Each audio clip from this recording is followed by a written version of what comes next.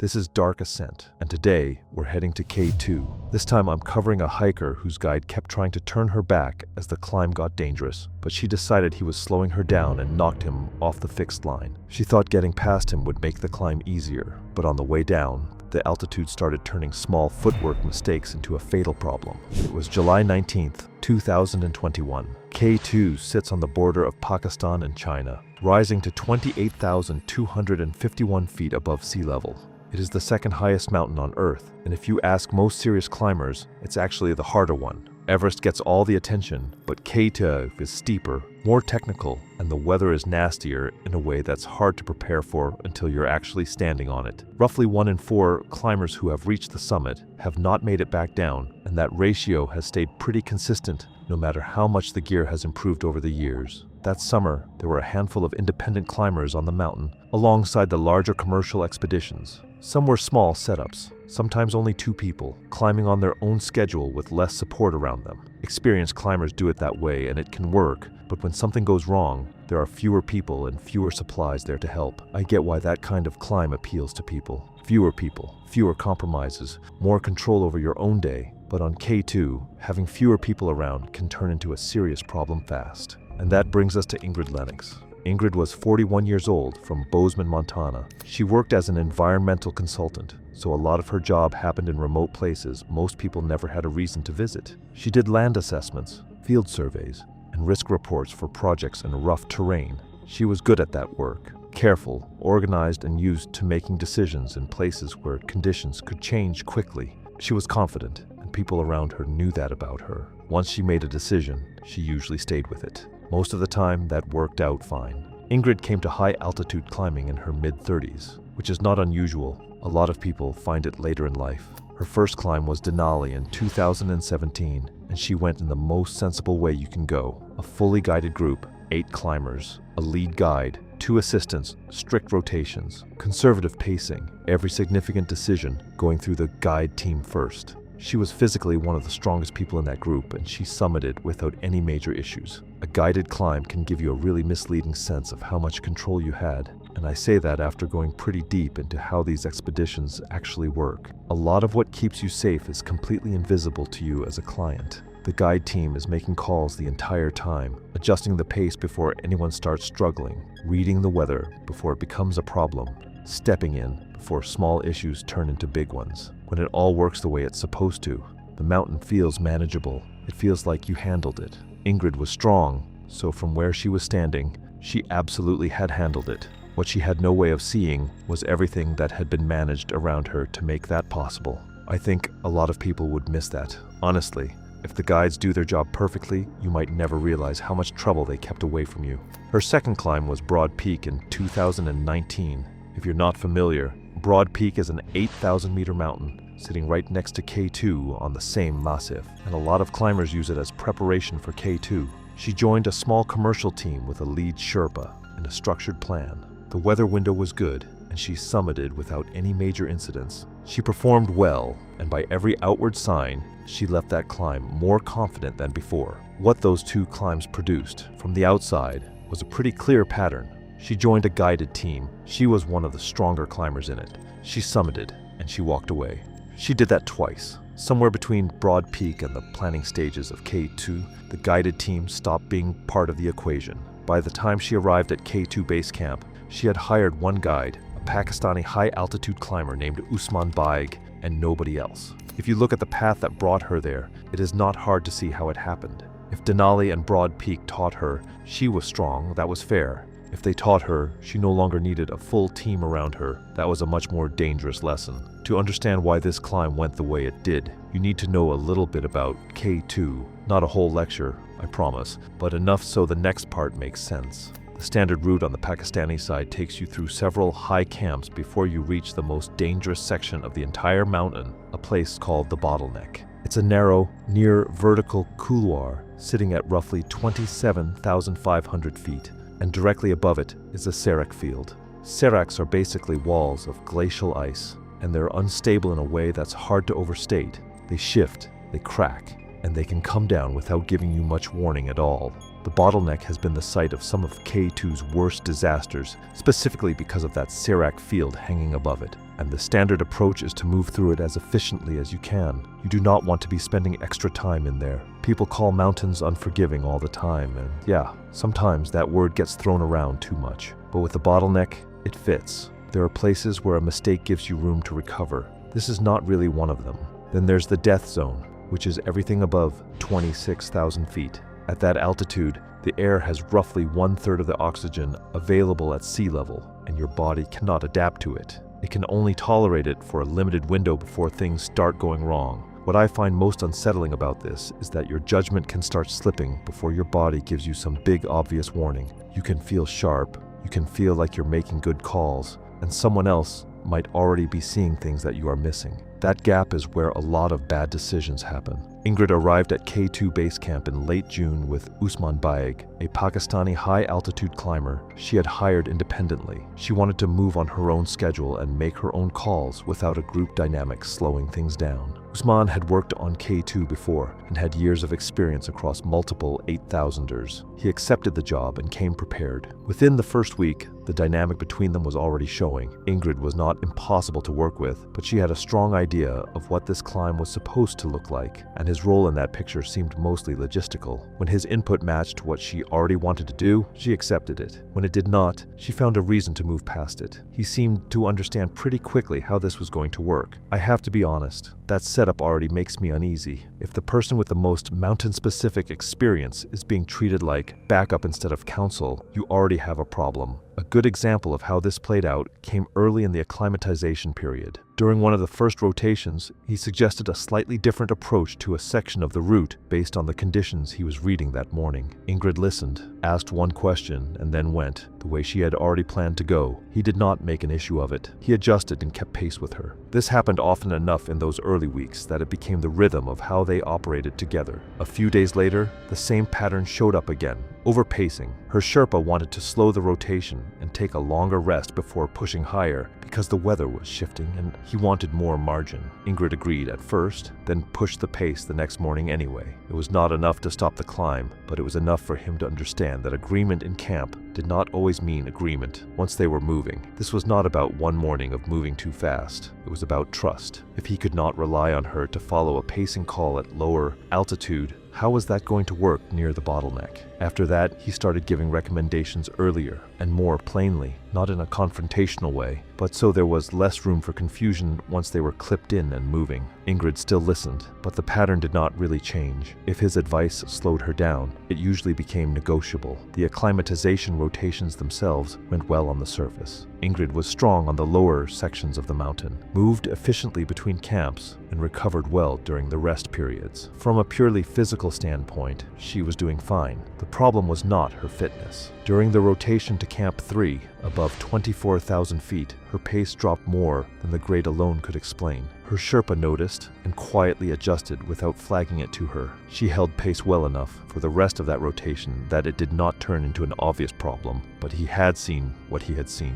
The drop happened at a specific elevation, and that told him something about how her body was responding to the altitude that the lower camps had not shown him yet. By the time they reached Camp 3, she was still climbing and still able to handle her gear, but she was moving slower around camp than she had earlier in the trip. She took longer to clip and unclip equipment, took longer getting settled in the tent, and did not move around much once she was inside. To another climber, that could have looked like normal exhaustion. To her Sherpa, it fit the same pattern he had been watching since the pace drop. That night at Camp 3, she had a headache that lasted through most of the night. She drank more water, felt better by morning, and did not mention it to her Sherpa when they packed up and headed back down to base camp. I don't think most people would panic over that by itself. A slower day, a headache, a bad night of sleep at altitude. A lot of climbers have had some version of that, but to her Sherpa, it was one more reason to watch her closely. A headache at altitude is not automatically a red flag. It happens to a lot of people, and it does not always mean something serious is developing.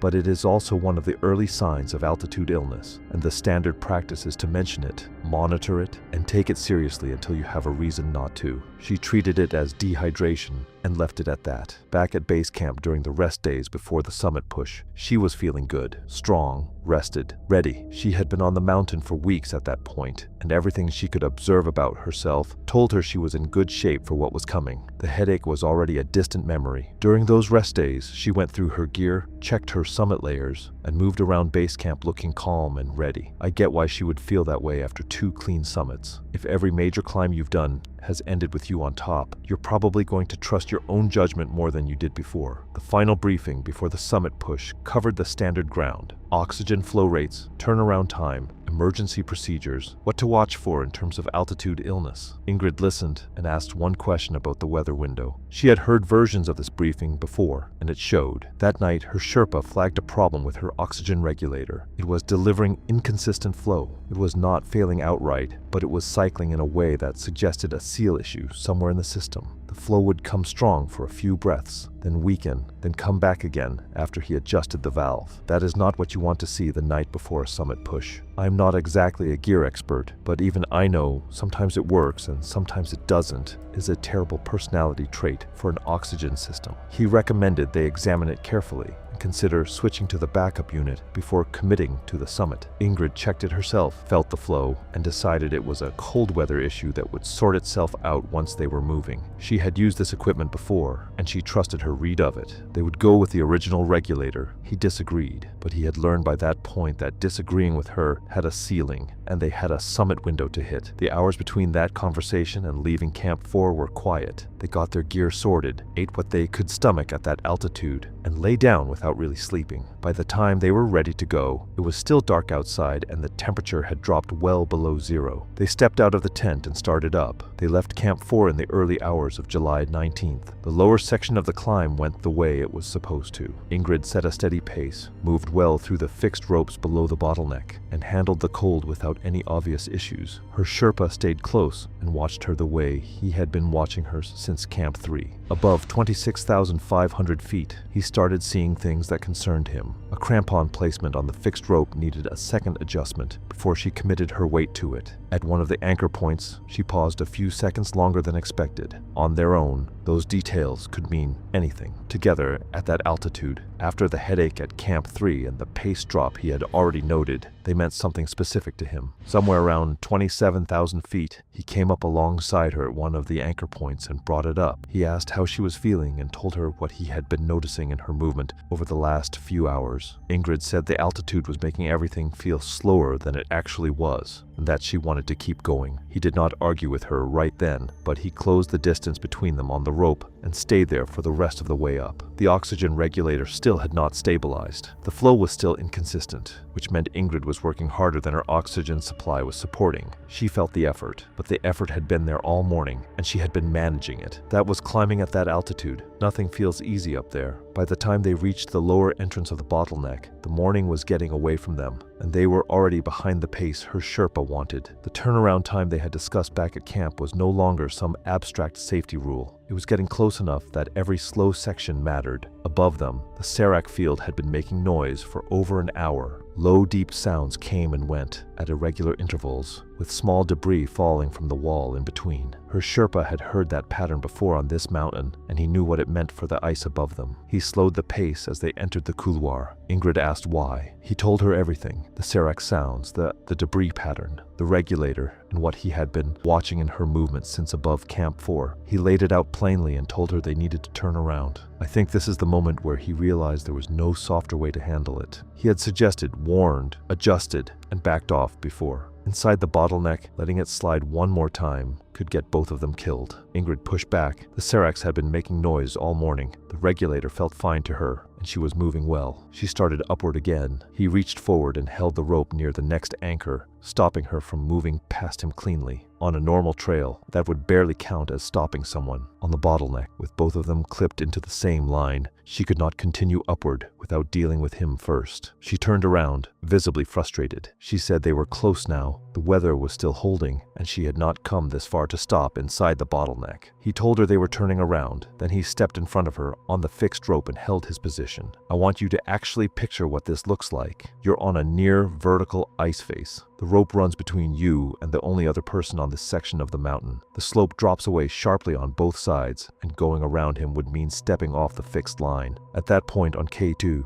that is not a small decision. He was standing there because he had made the call, and he was not moving off it. And honestly, how many people would hold their ground in that situation? At that altitude, in those conditions, with a client who had already made up her mind. That takes something. They stood like that for a moment. Then Ingrid reached out and grabbed his arm to pull herself past him. He held his ground. She shoved him hard with both hands towards the left side of the couloir. His footing went immediately. His crampon caught at the wrong angle on the ice, and he went down hard, slamming into the rope system before his tether caught. He swung into the wall of the couloir, then slid along the fixed line until an anchor section stopped him, roughly 140 feet. Below where he had been standing, the arrest was violent. The rope stopped the fall, but not the impact. He was alive. His right forearm was fractured from trying to self-arrest on the way down. 2 ribs on his left side were broken from the impact with the ice face. His hands had been exposed during the slide, and the cold had already started working on his fingers. He was conscious, in serious pain, and he could not climb. A climber from a separate team was below them on the route and saw Usman slide down the couloir before coming to a stop on the fixed rope. That climber later became one of the key witnesses because they had seen the fall itself and were the first person to begin moving toward him.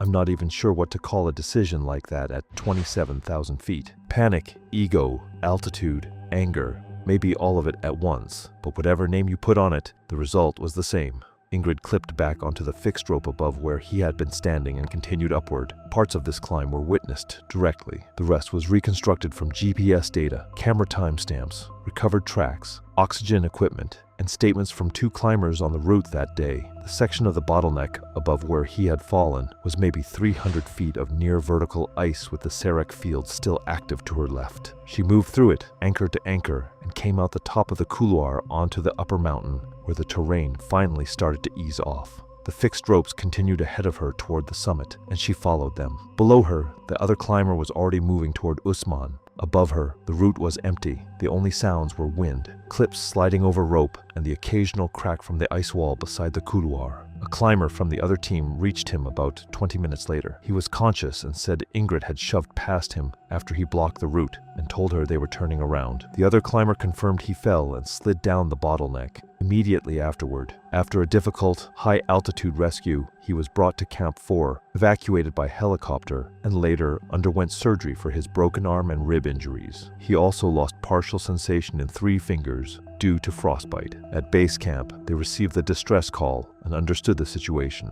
Ingrid was above the bottleneck, alone, with a malfunctioning regulator, past the point where her Sherpa had told her to turn around. There was nothing anyone could do from below. Sending someone upward into the bottleneck after her would have meant putting another climber under the same Sarek field in worsening conditions, with no guarantee they would even reach her. Ingrid was still somewhere above them on the mountain, and as far as anyone at base camp knew, she was still moving. They had no way to reach her, and no real way of knowing what condition she was in up there. Above the bottleneck, the upper section of K2 opens up in a way that's hard to describe if you have not seen it. The fixed ropes continue, but the terrain gets more exposed and the wind has nothing to break against up there. Ingrid moved through that section completely alone. If her pace changed or her footwork slipped, there was nobody close enough to catch it. This was the situation now. Ingrid above the bottleneck with nobody close enough to check her decisions. It took her close to 2 hours to cover the ground between the upper bottleneck and the summit. She reached the top at approximately 11:50 in the morning, 28,251 feet.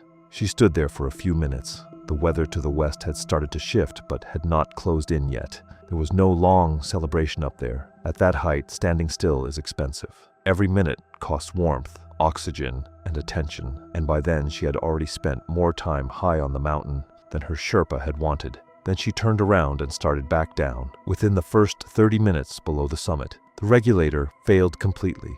The sustained effort of the final push had finished off whatever was left of it. She reached for the emergency oxygen bottle. It was not there. Her Sherpa had been carrying the emergency bottle, which is normal on a 2-person climb, and would have been clear before they left Camp 4. Now the backup oxygen was 140 feet below her, clipped to the injured man she had left behind. That is the part where the title basically writes itself. The summit was behind her, but the oxygen she needed was below her with the Sherpa.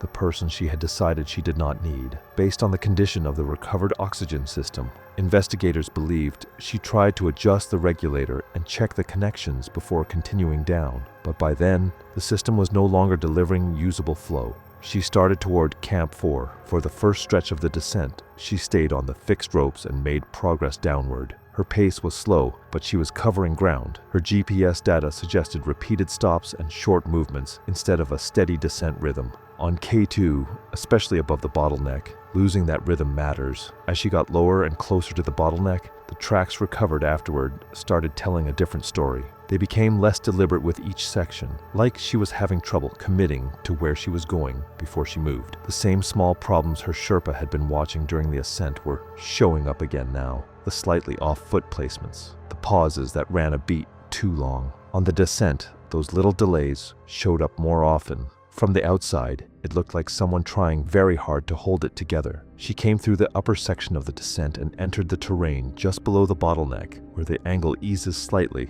onto the upper snowfields. At some point, she appears to have missed a fixed rope anchor. The tracks showed her moving laterally across the snow, as if searching for the line, but drifting farther away from the safest descent path. Then she moved again, in a slightly different direction, still searching. The tracks recovered in the snow afterward showed a pattern that did not follow any logical descent route. Each section was only a little off, but each wrong step added to the last over several hundred feet. Eventually, the tracks ended. She was found 3 days later at approximately 27,800 feet on the upper snowfields below the bottleneck. Her oxygen system was recovered with her, and the regulator was confirmed non-functional, consistent with the issue her Sherpa had flagged the night before the summit push. The emergency oxygen bottle was found still clipped to his harness, right where it had been when he went down the slope. GPS data from her device, radio logs from the distress call, and time-stamped images from her camera were used to reconstruct the timeline of the climb. The last image logged was at 11:47 in the morning on July 19th, taken near the summit. The official cause of death was high-altitude cerebral edema, with a loss of supplemental oxygen, and her decision to continue past the turnaround point listed as contributing factors. In simple terms, her brain swelled from oxygen deprivation until she could no longer think clearly or descend safely. Usman's account of what happened in the bottleneck went into the investigation record alongside the statement from the climber below and the physical evidence recovered from the slope. The case was closed without a formal charge because the evidentiary threshold was not met, but his account is in there, part of the permanent record, sitting right next to the part that says she made the summit.